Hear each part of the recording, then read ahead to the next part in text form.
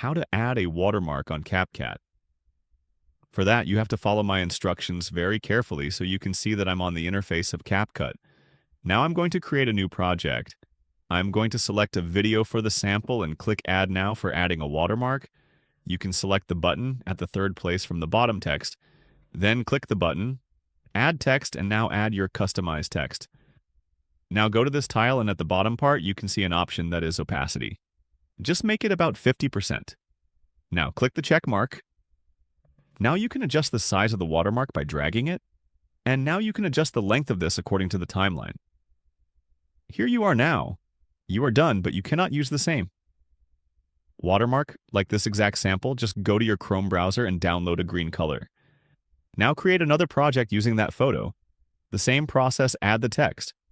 Now make it bigger is screened by clicking this button. Now you can take a screenshot foreign and go to the previous project now. At the fifth place, you can see an option that is overlay. Click on this button. Click Add Overlay, select that screenshot. Click Add Now, select that clip and slide the options from below. And you can find an option that is Edit. Click on this option. At the third option, that is Crop, click this button and adjust it to this ratio and click OK now. You can drag this image and adjust it in the middle, and you can adjust the length of this according to the timeline, and slide down from the below. You will be able to see an option that is cut out. Click on this option.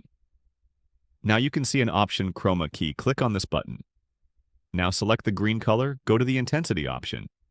Increase the intensity, and you can see that the green color has been removed. Click the check mark. Here you are. Your watermark has been almost created very easily.